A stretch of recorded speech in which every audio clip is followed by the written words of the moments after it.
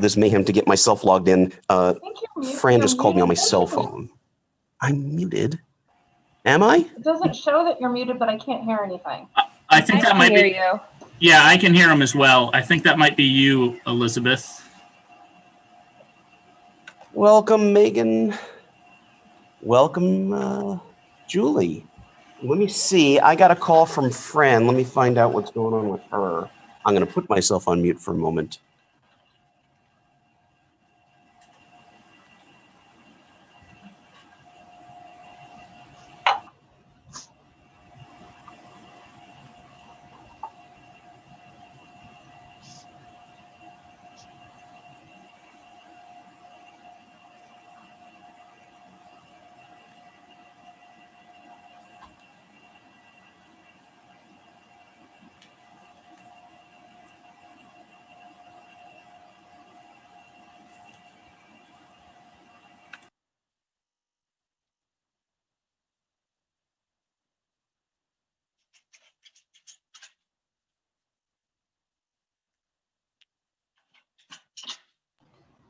You know, we have a couple of new commissioners here tonight. I think we're just waiting for one more person, so you have a quorum.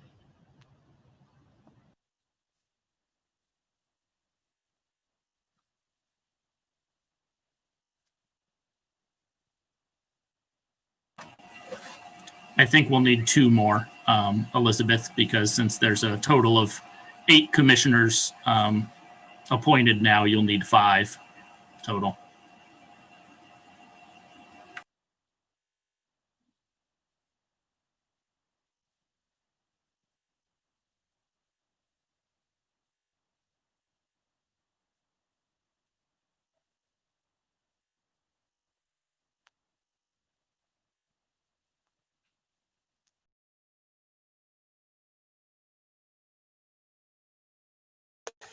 Okay, Fran was just having some trouble joining the meeting. She's going to try the dial-in method. And to answer Jason's question, the HRC... I'm still not getting any sound from you, Pete. Are others hearing me? Yeah, we're hearing you. Oh, weird. Elizabeth, you're not hearing me? It's me. I got it. Okay. Good. So just to answer Jason's question, unlike most commissions, the HRC actually by ordinance has a fixed quorum of 4. Oh, okay. Yeah. Well, good then. So we are set so long as Fran actually is able to dial in, which hopefully she will do just in a moment. And I see a number here coming up ending in 944. I'm guessing that is Fran. I can check to make sure.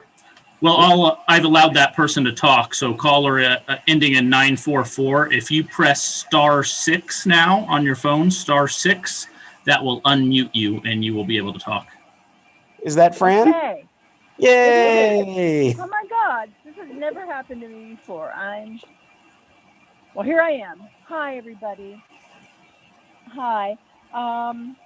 Let us call this meeting of January 13th, 2021 to order. Let's have a roll call. Thank you.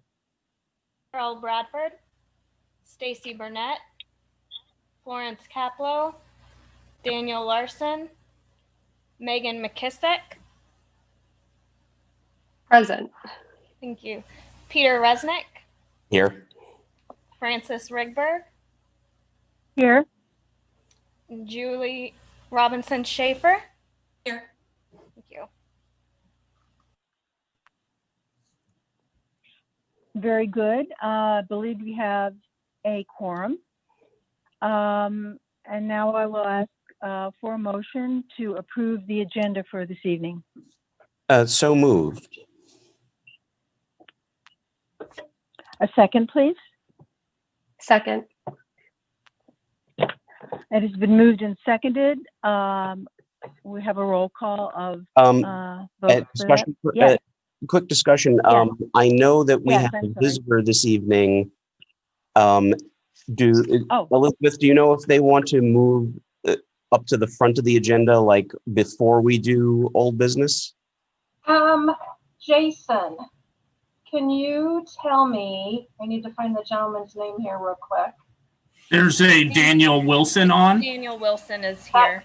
That's who we want. So yes, I'm guessing he would appreciate it if we would move that up closer to the front.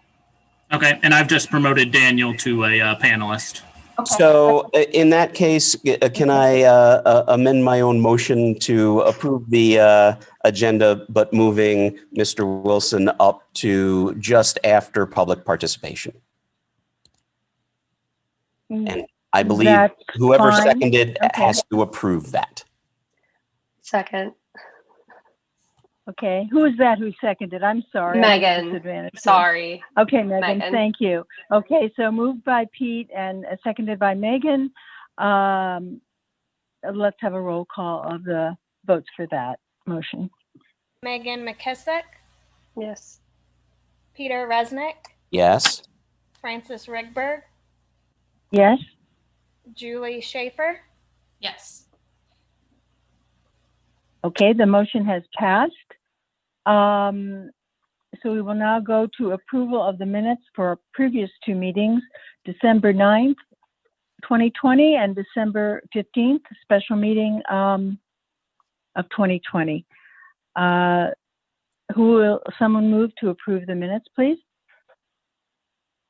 I'll move to approve the minutes of the December 9th and December 15th, 2020 meetings. All right. Do we have a second, please? I'll second. It's Megan again. Thank you. Yes. Hi, Megan. Okay. I'm so frustrated. I can't see people. This has never happened. Okay. We have a motion and a second to approve the minutes for December 9th and December 15th. Tamara, roll call vote, please. Megan McKissick, Yes. Peter Resnick, Yes. Francis Rigberg, Yes. Julie Schaefer, Yes. The motion passes. We will now move on to public participation. I can't see a thing, so if somebody wish to speak. Christopher Hansen has his hand up. Alrighty. Christopher, please go ahead. And by the way, Mr. Wilson, you may want to mute just so if you're while you're waiting. Thank you. Hi, can you hear me okay? Yeah, just fine. Okay. My name is Christopher Hansen. I've lived in Urbana for 18 years. I've spoken to your board a number of times. Welcome to the new faces. It's like nice to see the board almost full. I think you guys have maybe one more spot to fill, if I understand that right.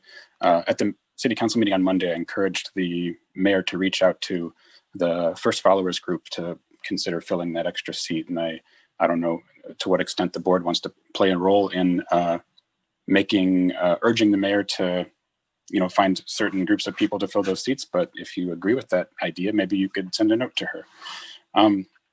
The issue at hand most frequently at hand with the HRC, or more frequently at hand rather, is whether the human rights ordinance in Urbana should apply not just to the people of Urbana and not just to the businesses and individual groups and different associations in Urbana. We know it doesn't apply to all those groups. The question is, does it apply to the Urbana city government itself? And the fact that we have to contemplate this for so many months, coming up on a year now maybe, is frankly just embarrassing. And this group has heard, with the exception of the new members, of course, this group has heard repeatedly from the public that, yes, clearly it should apply to the city. Clearly the city should follow its own anti-discrimination laws in regards to its own hiring practices. And this board at a hearing in November came to the same conclusion. And that conclusion was thrown out by city administration. And this board was essentially just walked all over. And I haven't really heard much in terms of what the plan is going forward on that. It's desirable that there's a legal action taken on that issue to actually get something moved, or are we going to, kind of see some action from within our own government to make that situation right? But what concerns me is the HRC was apparently it sounded like you were moving in the direction of suggesting that the council clarify the human rights ordinance language to make it crystal clear that the city of Urbana government is to follow and comply with and be subject to the human rights ordinance, which is what everyone I know, with the exception of Carol Mitten, the city administrator, thinks should be the case. And it sounds like now that Carol Mitten has stepped in and done what she does best, which is to be an obstructionist, it sounds like this board is kind of capitulating and just kind of backing off. And I wonder if this board, the members on it, are made up of people who joined and applied to be on this board because they desired to capitulate to, unscrupulous action and corruption and misconduct by the government, or if maybe the people on this board applied and desired to be members of this board because they were the type of people more in an activist role and in a role where they wanted to see equality everywhere.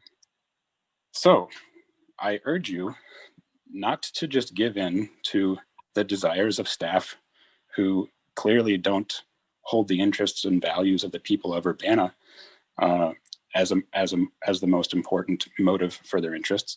And I urge you to do what you think is right and what the public has said is right. And let's actually have an Urbana that makes sense and not one that's just hypocritical and embarrassing. So, and when you're discussing this, I think the question that you've been asking is the wrong question. You've been asking, what if we actually do include the city? And you've been discussing the possible negative and maybe some positive outcomes of that. I think the question you should ask is, what if we go forward and we say the city is exempt and isn't included in our human rights ordinance? What bad things will happen if that's the route we go down? Thank you.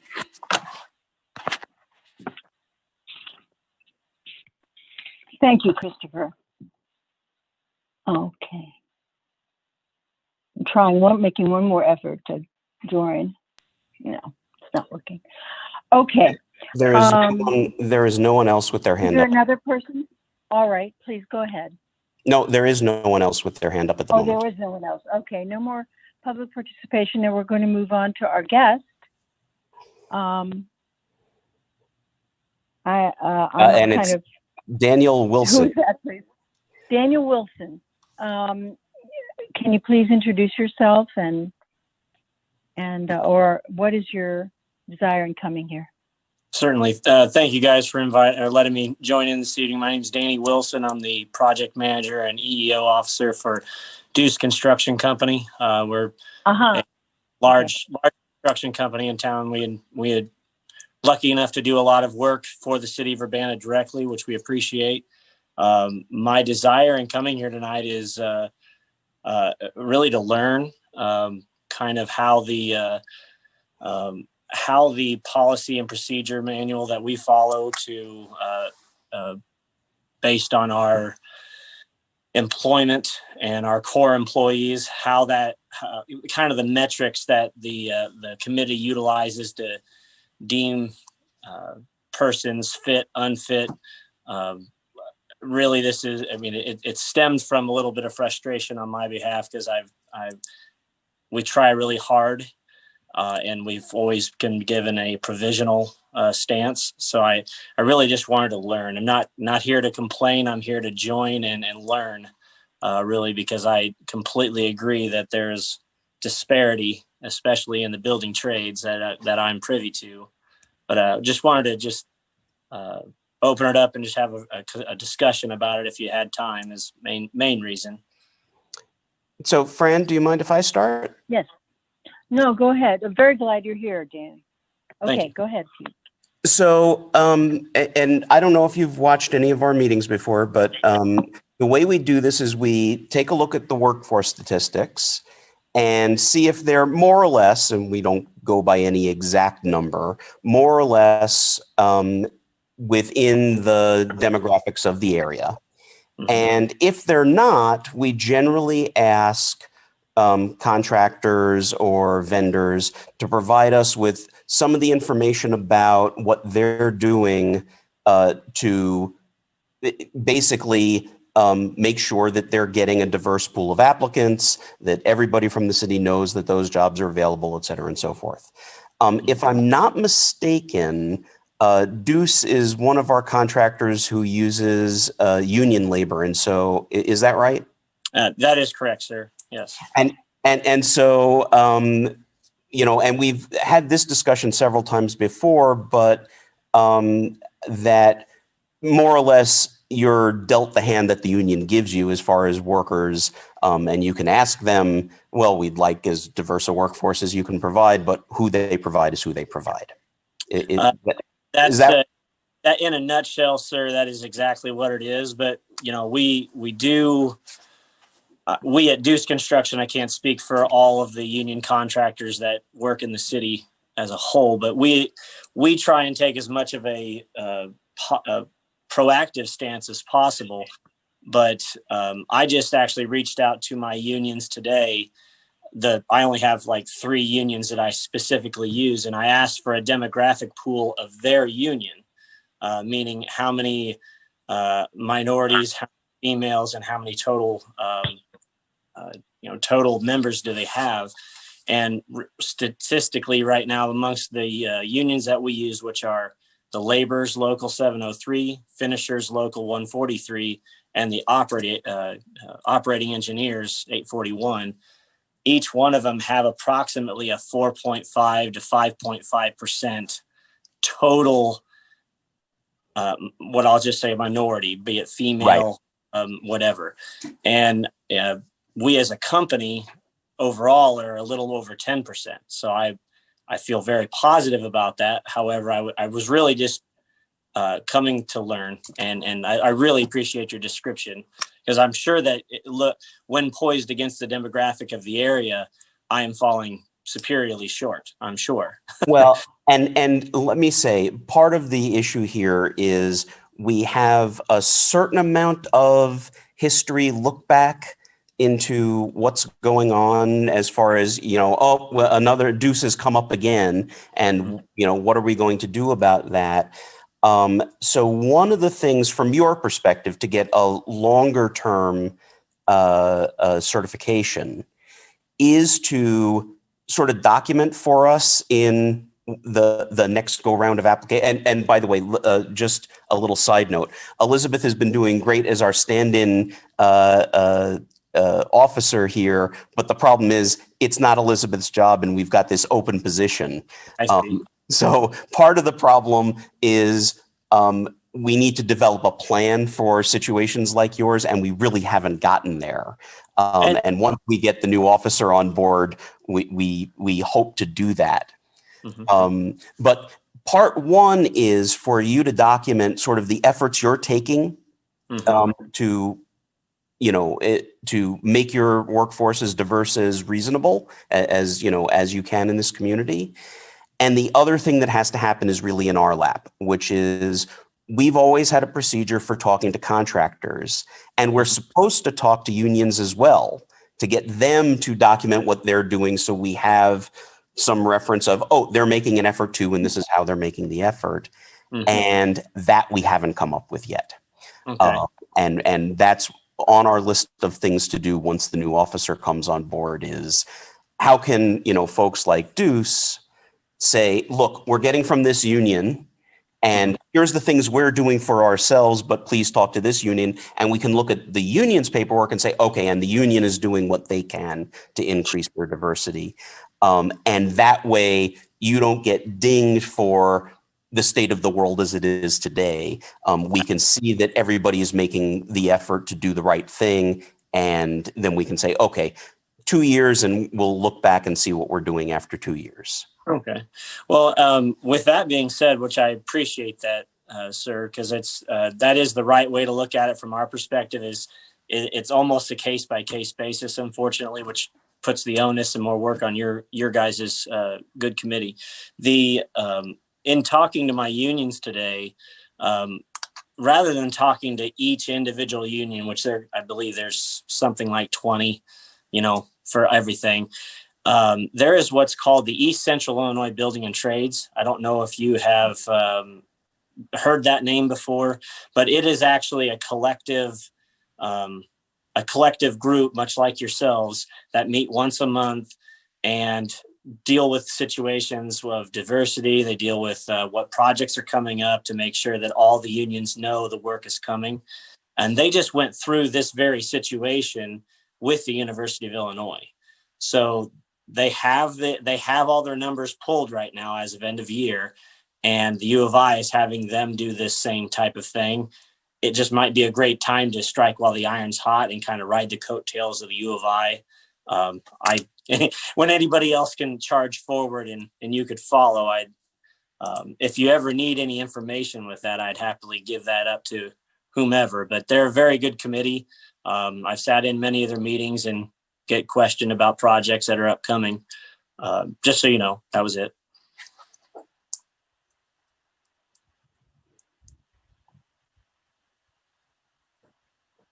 And Fran, we're not necessarily hearing you on your computer, but if you press *6 on your phone again, I think we're still going to use your phone audio there. Now we should be able to hear you. Okay, thank you. This is weird. Something must have changed in Zoom. Anyway, I'm here and I can see people occasionally. I'm very glad that we had Danny here. That gives us a good idea of how to proceed here, I think. Perhaps someone would like to move that we get in touch with the Central Illinois Buildings and Trades and get something started with them. Yeah, I don't know that we necessarily need a motion, Fran. I think we can, Okay. if you can find Let's volunteers do to do that, let's do it. Because I think that, you know, what Danny was saying does make the most sense is we don't want to keep taking him every 6 months with filling out the stupid form or every year or whatever it is. And it's stupid, but and I don't want to. No. No. At least let me rephrase, tedious form, because that is. There's lots of numbers to be filled in. And we do want to get where the union's at. And we've wanted to get that information for some time and make sure that, and you know, it may be the case that we're going to find out that one union is doing a great job and one union really hasn't, you know, done their stuff, and we want to work with them and get them to do the right thing. So I think this is a great plan. And not to interrupt you, if you do reach out to some of these unions, I know that in talking with, all unions are struggling, whether they're whatever skin color, race, or gender. We're all struggling.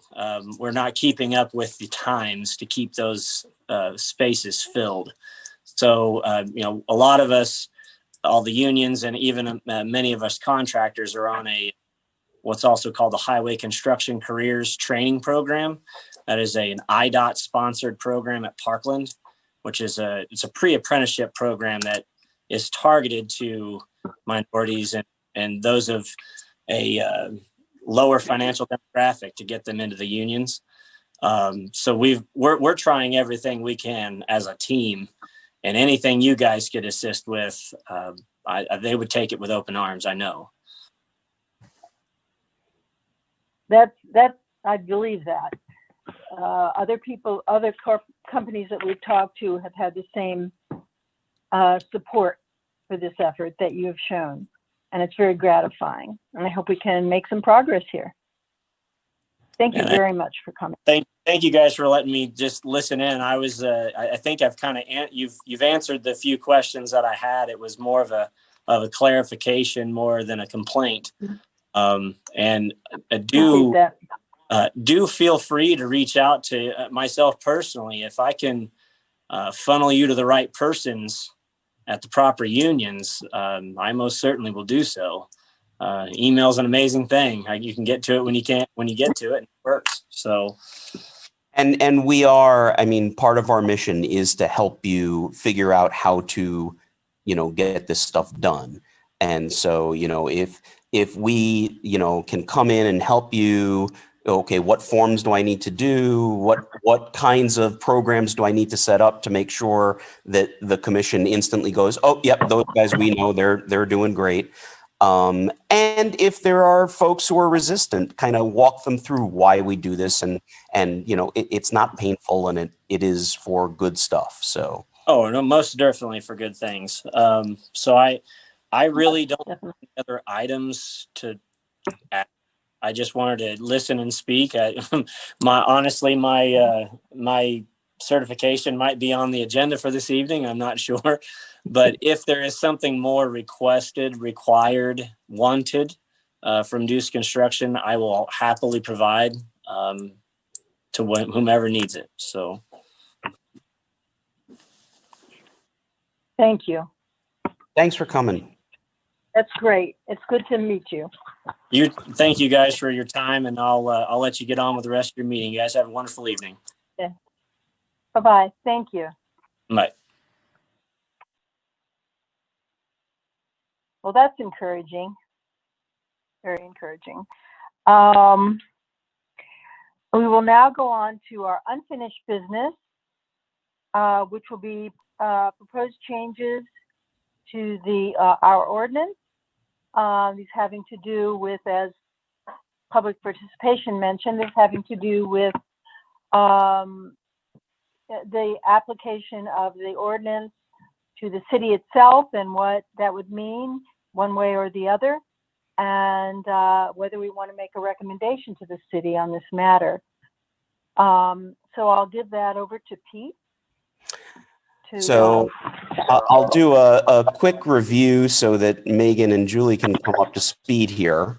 And I know we're asking you to jump in and vote on something your first night with maybe having just read it over in the last couple of days, but I'll try and make this as easy as possible. So the question has come up. There are two sections of the ordinance that talk to, oh, and by the way, Fran, I probably, if *6 mute and *6 unmute, you may want to mute your phone in between because there's a little echo. So there's a particular section of the ordinance which is unclear, and some of the definitions are unclear as to whether Article 3 of the ordinance, which is the process for dealing with complaints, applies to the city. So we're not talking about the entire ordinance. There's pieces of the ordinance where there's clear the city does this and the commission interacts with the city in this way or that way, all through Division 2, the main body of the top of the ordinance. But the complaint procedure and eventually, if there is a hearing, that stuff, it's not entirely clear what applies to the city and what doesn't. They're in the definitions of people who can be respondents, who can be charged with violating the ordinance. Listed is government agency. But then if you go down to the bottom of the ordinance where it says exclusions, there's a line which says this ordinance shall not apply to other government agencies, including federal, state, municipal, etc. We've had discussions about this. I've gone back and looked at the changes from 1975 on, when the ordinance was first made and the changes since. And to me, it looks like no one ever really went back and did a full edit to explain what they precisely meant. So I came up with some text, which I think you have the markup of, to make changes to the ordinance, both to explicitly include the city as part of who can enforcement be brought against, or to exclude the city, to say that the city can't be part of, it can't be a respondent to a case. The main argument for excluding is that if the city were to be included, and you'll see in the changes that I made, that you've got the problem where the city attorney or the human rights officer is on the hook to prosecute the case. And the case is brought in the name of the city of Urbana. And so there's this goofy kind of, okay, well, then the city's going to have to file a case against itself. And Mr. Hansen mentioned this, which seems odd. And so the changes I included, if we're going to include the city, are basically to describe, well, we're going to have to hire a special prosecutor to deal with that. And the city's going to have to be responsible for the chart, for the costs of doing so. And then the case will be brought in the name of the commission. And there's a section I included for, describing what a conflict of interest is and what to do in that case, so that you could have it set up. It doesn't completely solve the conundrum, because you've still got the case where, well, wait a minute, the Human Relations Commission is an agency of the city, and what if someone on the commission or the commission itself does something discriminatory? It's not clean, but it's workable. The exclude form basically says, no, the city is not subject to Article 3. They're subject to the rest, not subject to Article 3. And then I separately made a paragraph, and I made one edit since the one I sent out to, I think, you all, which basically says if the city is doing something that is a discriminatory practice and a citizen wants to report that to the commission, they can do so, and then the commission will work with the city to eliminate that practice. It does leave the possibility that, the city eventually says, nope, we think that's a good practice and we're going to keep it. And the commission will say, no, we don't think it is. And there will be this conflict. At the end of the day, the city gets to say what it's going to do. And then it's up to voters to figure out what to do about that. But it's a simpler set of changes. So we basically have three choices in my view. We can either have a resolution that says the city should be included and here are the changes we think you should make. We can say we think the city should be excluded from Article 3 and here are the changes to clarify that. And here's this additional piece that says the city commits to not discriminating, and here's how we'll handle it if a citizen believes that they have been discriminated against. Or choice 3 is we say the commission doesn't have a strong opinion one way or the other. So we want, our resolution would be, we need you to clarify what you mean, city council, by this, and leave the question to the city council and provide both sets of changes, and let the city council figure it out.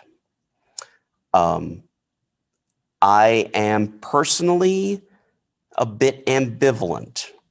I like the idea in principle of saying that the city can be subject to a complaint. But if that happens, it turns out to be a pain to go through all of the little processes to make that happen. I would be okay with any of the three choices if we decide tonight to go with them.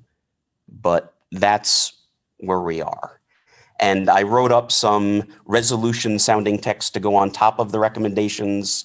It's pretty, simplistic, whereas we think this should be clarified and whereas these are the sections that need to be clarified, we go ahead.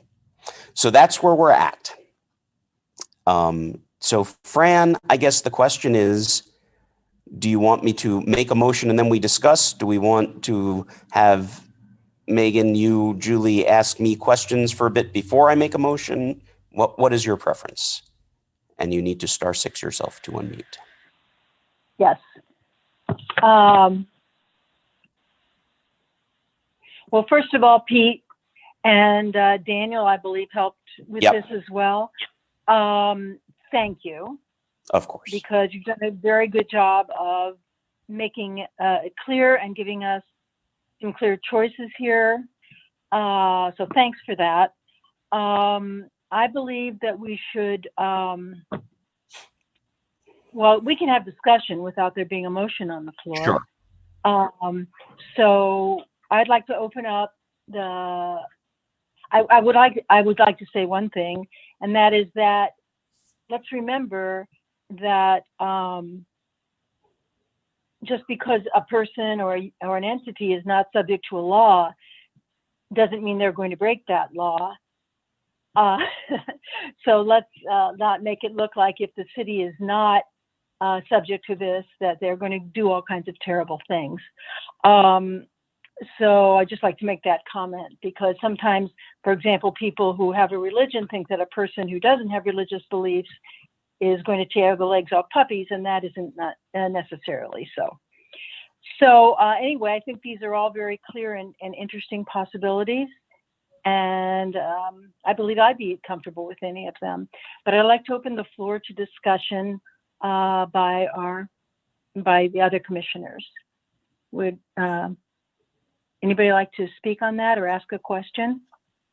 I do have a question, and I apologize. I've read through and you know, have the basic understanding of what the three options are, but I guess I'd be curious to know if there are other cities with similar ordinances and how they're managed. If the same thing applies, have we done any research into that to say, oh, well, here's some language that very clearly excludes them? Or is it one of those cases where, as usual, one of them includes, one of them excludes, one of them leaves it up to the commission, one of them, you know, and doesn't help? So the one example, I believe Champaign does not include. One example that we found where there is inclusion is at the state level. So you can bring a complaint against a state agency to the Illinois Department of Human Rights. The difference there is, first of all, the Illinois Department of Human Rights is a big agency. They have lots of resources, and they can keep themselves relatively separated from the rest of state government.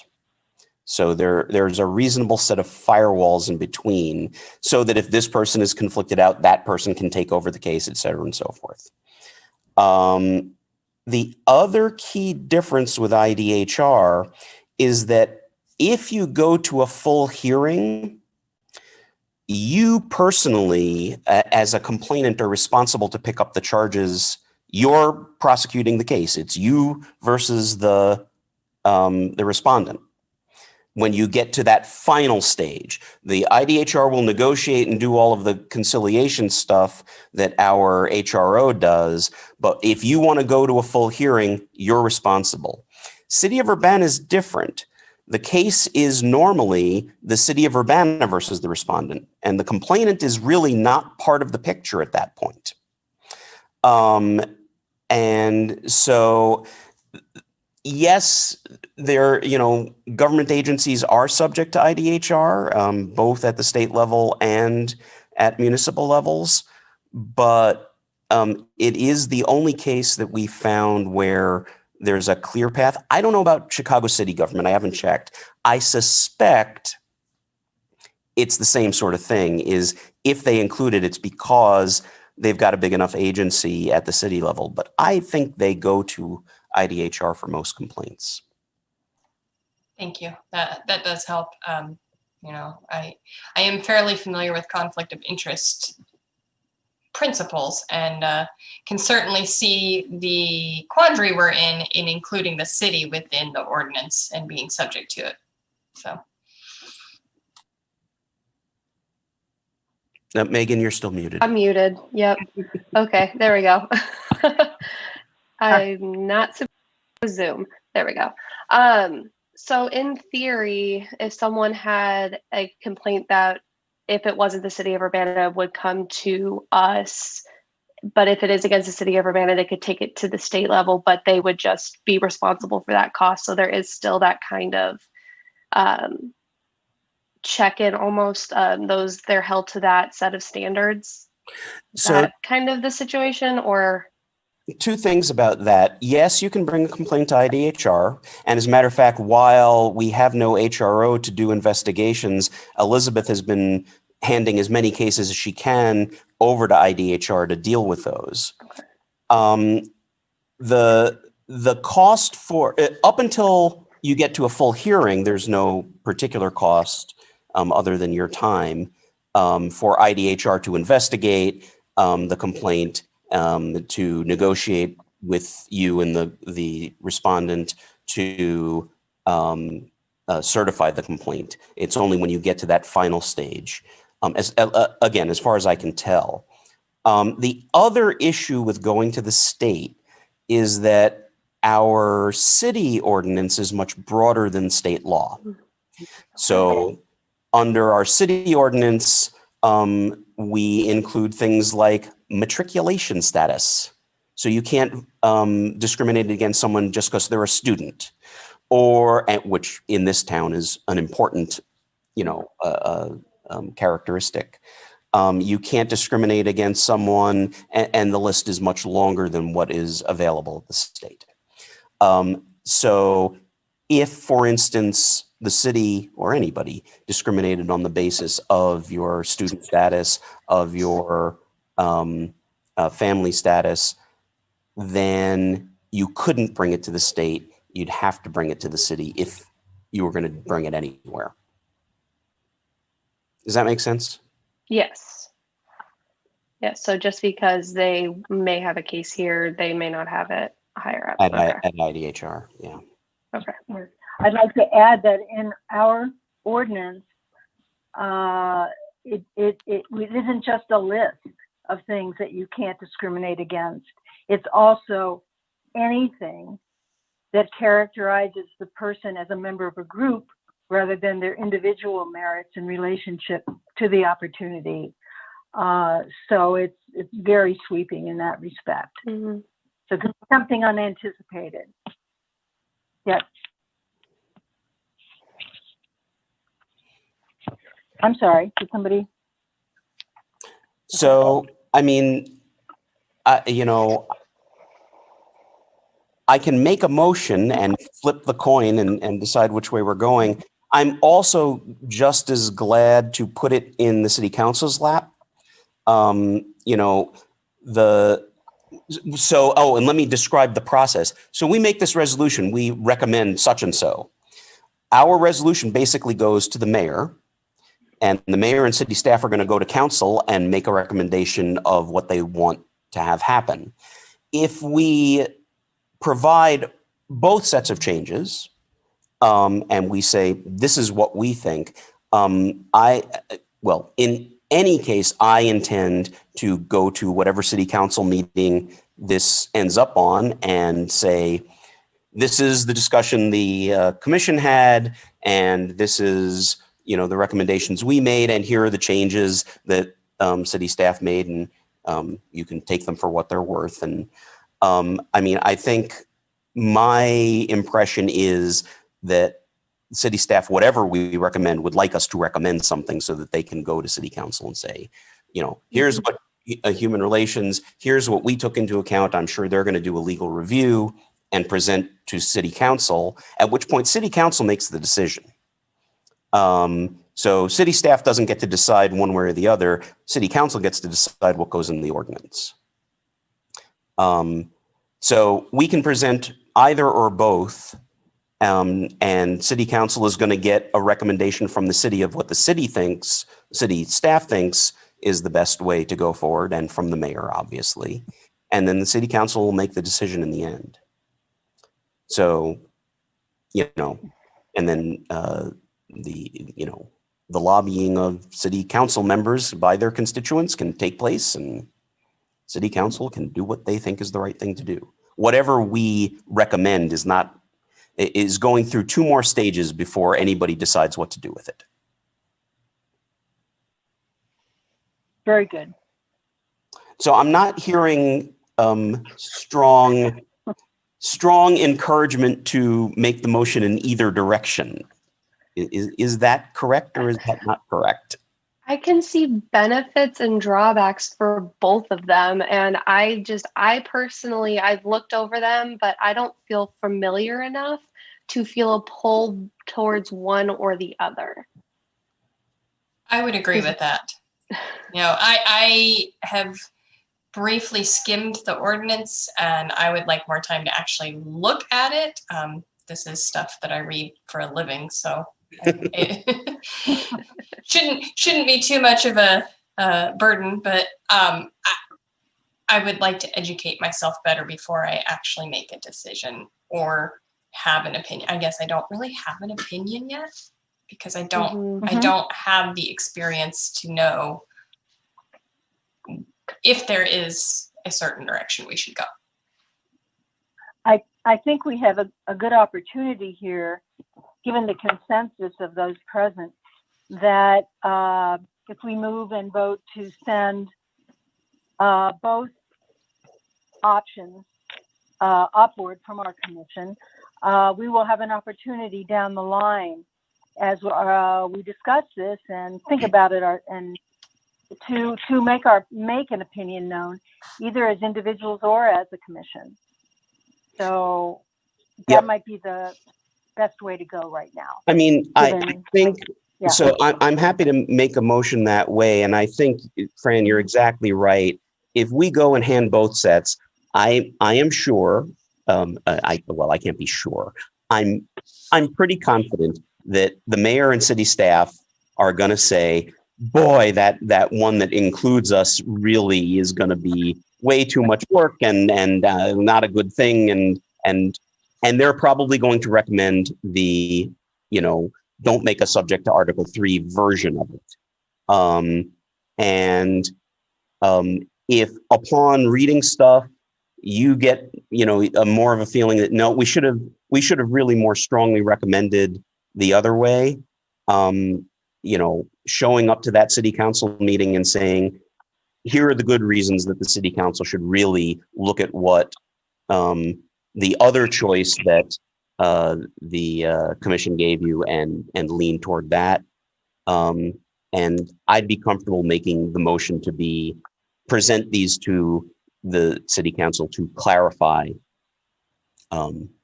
We could even resolve later and send a resolution up to the others in addition to what we do now. So if we decide in the next couple of weeks, I suspect that the city staff will bring it to at least the committee of the whole pretty quickly to get it on their agenda. Then it's going to take them at least a week or so to review and decide what they want to do about it. And yes, I'm sorry, Elizabeth, go ahead. So my understanding is Carol would like to put it on committee of the whole next Tuesday evening. And then, it could be acted on the following week unless council holds it in committee.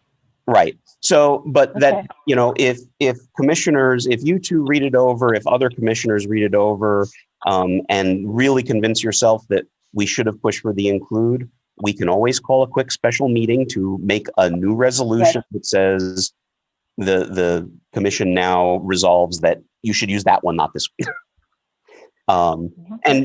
Like I said, in either case, the city staff is going to recommend what they recommend, and the city council is going to make the decision the way they want to decide. So, all right, then, and I will make a motion, and I promise I will send this to Tamara in written form so that we get it right. Thank you. Appreciate that. I will read it. I will read what I've got and insert the right words at the right time.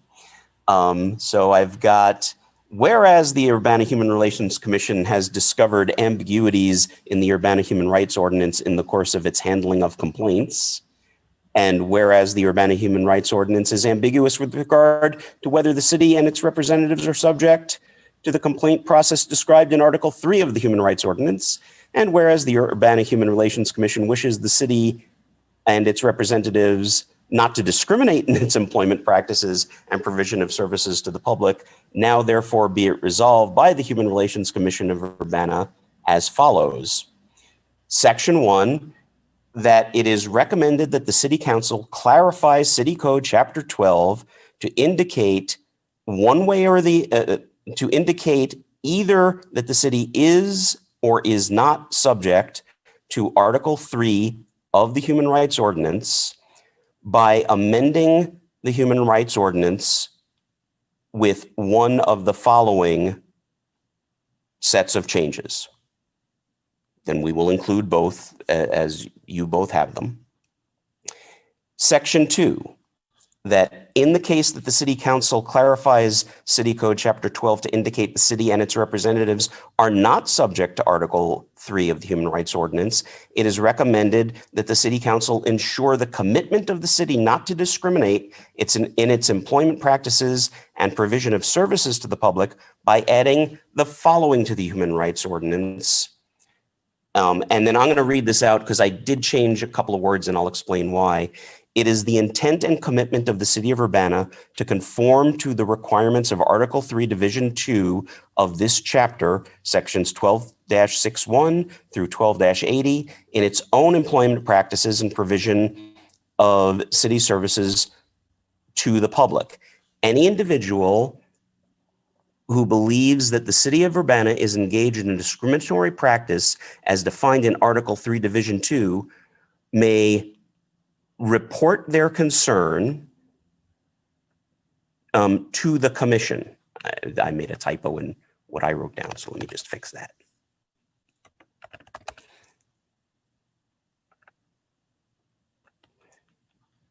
The commission shall review the report, work with the mayor, city council, city departments, agencies, and officials in accordance with section 12-22 in order to correct any discrimination that may exist and report the outcome to the public. And the change I made was to change complaint to report, just so it's not confused with the complaint as in Article 3. This will just be a report and the report shall be reviewed. So that's what I've got as my proposed resolution. So moved.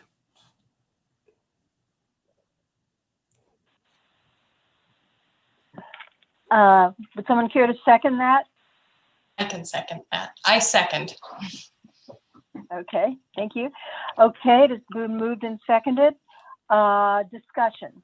Does anyone want to discuss this further at this point? Okay, let's have a call of the roll.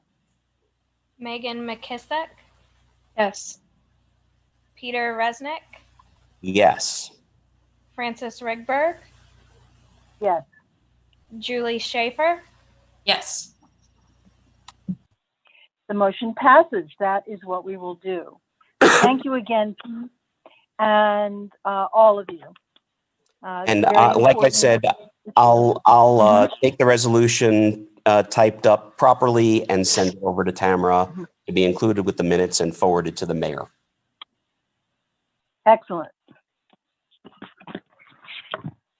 All right. And that concludes unfinished business. We'll move on to new business with the EEO workforce statistics. Elizabeth? So I believe we just have 4 vendors on the list. One of them, I think the threshold you've been using is if it's less than 15 employees, it's really not something that can be fairly evaluated. So Waters Mowing Service, I assume they have 8 employees, so I assume you'd want to approve that for a 2-year period. Deuce Construction is on here.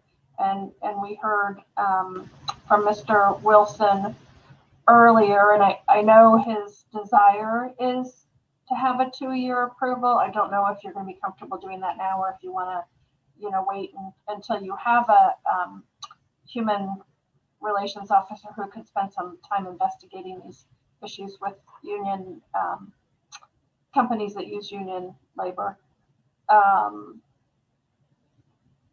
In terms of looking at the statistics and how they align with the county's workforce for the other three, my opinion is they're not very close. One in particular is pretty far off, but then they're a fairly small business. So.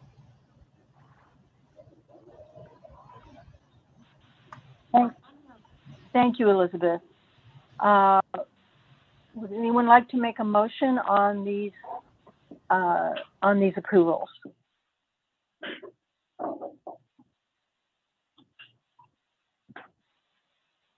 Do we have a motion? I'm still staring at numbers. Okay, take a look. We'll have time to discuss this even after we've made our motion. So Burns Clancy is one that we've done before. Do you know, Elizabeth, whether you have what certification we gave it last time? I do not know, but if you want to keep talking, I'm on the network at the city. You might be able to find it. I'll see if I. So, I mean, in both the case of Deuce and of Davis Hoke, I think we're solidly in the boat of the same kind of setup. It's mostly union labor and the issue that we've talked about. I'm uncomfortable just giving them a 2-year okay. That's fine until we have a proper procedure. And we should probably catch up, Megan and Julie, on how this procedure goes. So normally what we do is for contractors, they submit these forms, and you've seen the spreadsheet that Elizabeth and Tamara prepare for us. If we decide that their practices are looking pretty good and there's no concerns with what they've submitted, then we approve them for a 2-year approval. And then if there's still a contract with the city 2 years from now, they can come back.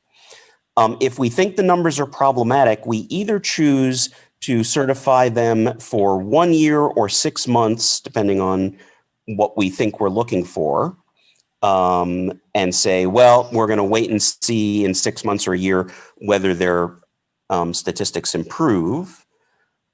We can ask for more information from staff to go back and talk to the folks and say, we think these numbers are problematic, but we'd like to hear, what is your affirmative action plan?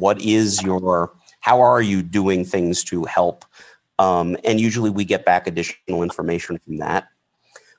We do have the option, we have yet to pull the lever, of saying, no, these numbers are problematic. We've given them a chance to do something about it, and therefore we do not approve of this person as a contractor, which effectively is telling the city there is a breach of contract, and then all sorts of interesting wheels would probably start to turn.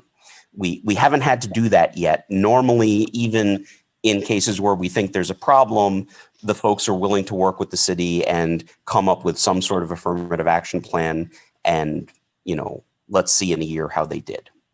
So I think with both, so going back to what I was saying, and one other bit is less than 15 employees, we generally say there's no real basis to figure out whether they're discriminating or not. It's such a small company. And, so for 15 or less employees, we simply give them a 2-year approval, unless there is something in their application that is really lacking, that we say they're just simply not doing something good at all. And in which case we could call them out, but I don't think we've ever done so. So what I was about to say is, I think for both Davis Hoke and Deuce Construction, I'd be comfortable doing the 1 year so that they don't have to come back to us in 6 months. But in the meanwhile, it's on us to, it's on the city to hire someone to make Elizabeth's life easier, and on us to come up with a plan for how to get plan of action with the unions, and be convinced that yes, we're moving forward in the right way. On Burns Clancy, so Elizabeth, were you able to find last year's or the Yeah. 2 years ago? They had a 2-year approval in 2018, which expired just recently. Okay. So basically, I think what we've decided is that they had 3 employees who were minority employees of some sort. Is that what I'm seeing? I think what you're saying is 3 female 3 employees. female employees. Aha. And yeah. And so we may have decided that 18, even though it's over our number of saying, immediately give them 2 years, or maybe did they have less than 18 employees last time? Did they have? I do not have the form from last time. I have the letter. Just the letter. I mean, I believe they are in terms of local engineering firms, they're fairly small. Yeah, no, they definitely are.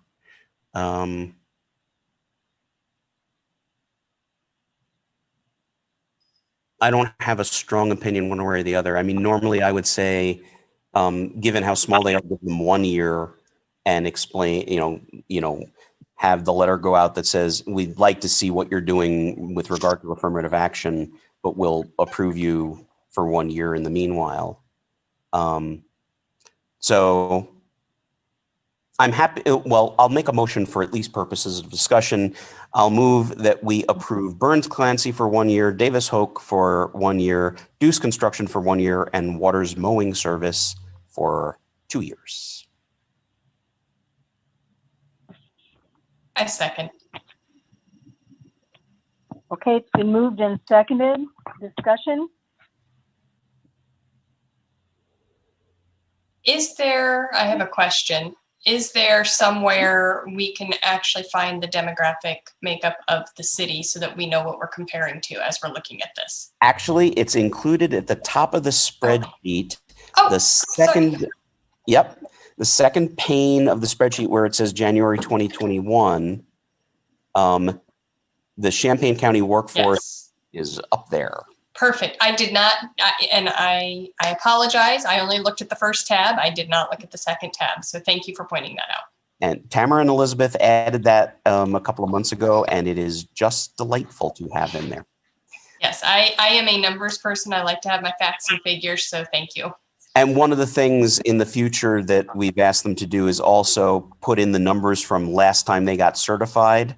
And again, probably once we get the new HRO and that person can gather together all the numbers, we'll be able to do that. But that way we can see year over year what they're doing and whether they've had a drop in workforce or something like that. Very good. Any other questions or comments? Okay, we will take a vote on that, please. Megan McKissick, Yes. Peter Resnick, Yes. Francis Rigberg, Yes? Julie Schaefer, Yes. Okay, we have, that motion passes. Now we want to move on to complaint handling procedures that Pete put on. Go ahead, Pete. Oh, you imagine I remember. I did put this on and I know what this is about, but I think I want to defer this. So one of the questions was, and we're in a funny state. We don't have an HRO. And so there is this issue that people have a choice of where to bring complaints. They can bring it to the officer or they can bring it directly to the commission. And then once the commission gets it, we then proceed to, generally speaking, hand it to the officer to go do the investigation. In these months that we've been without an officer, we've gotten complaints And the questions that I had, and I haven't gotten answers to them yet, so I'll at least mention this and then we'll come back to this later. Can we, if we've got a complaint that involves the same complainant and the same respondents and a similar complaint, can we consolidate cases? Is that something we're allowed to do? Can we do that consolidation before handing them to the officer? We don't have anything in our current bylaws now about how we receive complaints as a commission. So my plan was to start developing that. Basically right now I ran out of time to actually even start researching. I've got to talk to folks at the city and find out what our possibilities are and get some legal advice and then come up with some ideas of recommendations. But I think we do need to update the bylaws to have a procedure in place to do this. So I'm happy to keep the task until next month if, and I'm happy to dole it off on someone else if they want it. Well, I would very much like to work with you on that. Sure. I think we do have some problems in other parts of the procedure as well that I think we need to address. And speaking of the bylaws, which have been resurrected from their dusty bin, that everyone has seen, I noticed in reading them over that we have drifted a bit from some of the prescriptions in that in those bylaws, and I would like to discuss that at the next meeting and decide whether we want to drift back or maybe make some changes.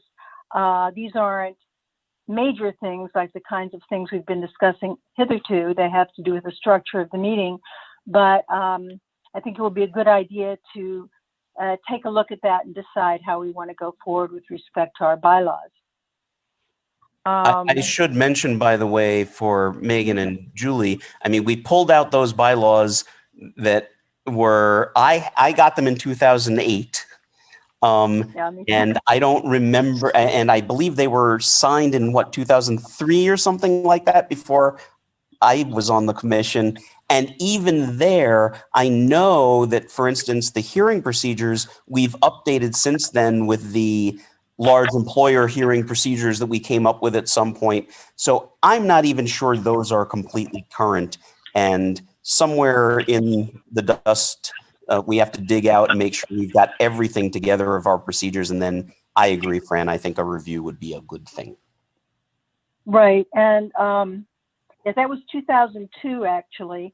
It does fortunately state that within the bylaws that if there is any discrepancy between the bylaws and the ordinance holds.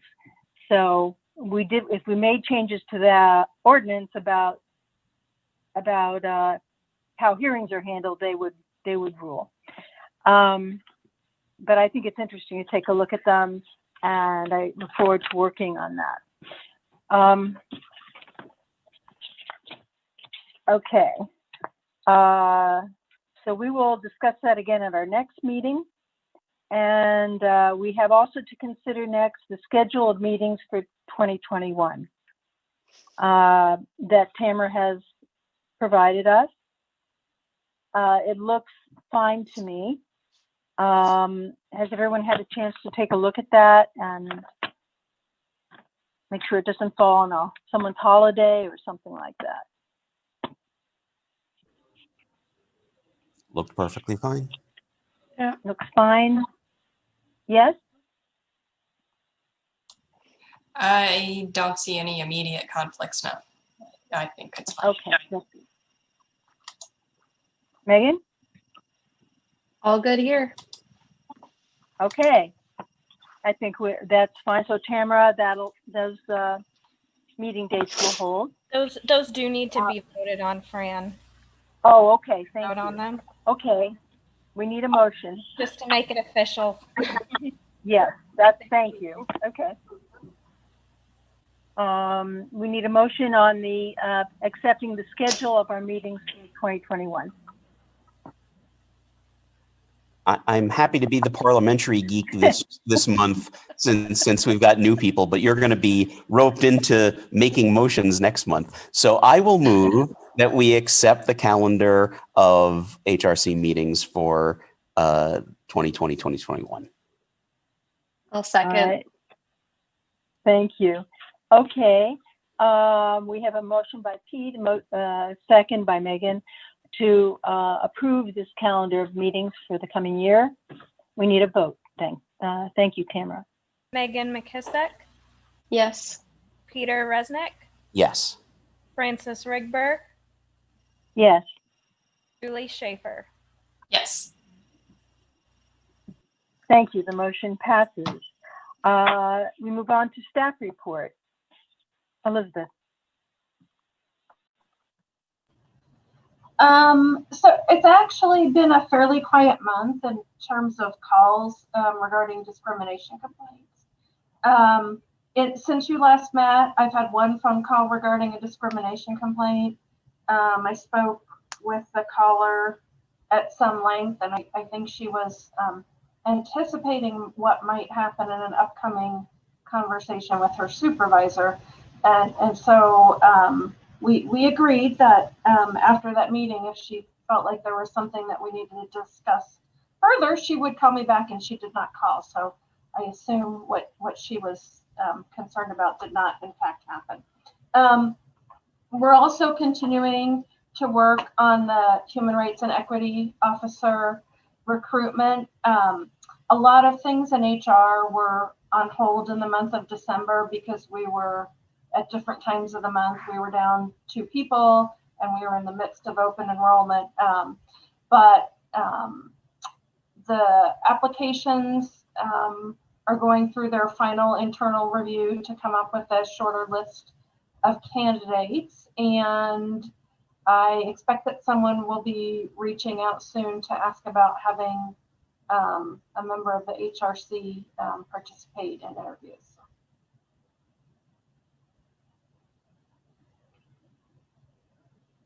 I don't have anything else. Thank you, Elizabeth. Okay. Thank you very much. I look forward to that. Does anyone have any announcements they wish to make? Okay. I think we have concluded our business. Thank you for coming. Oh, I was going to ask our new members to introduce themselves, but we don't have many of our regular members here, besides the people that interviewed them. So I think maybe we'll do that at our next meeting, if that's okay. And this meeting is adjourned. Thank you, Fran. And welcome to Megan and Julie. Thank you. Yes. Thank you.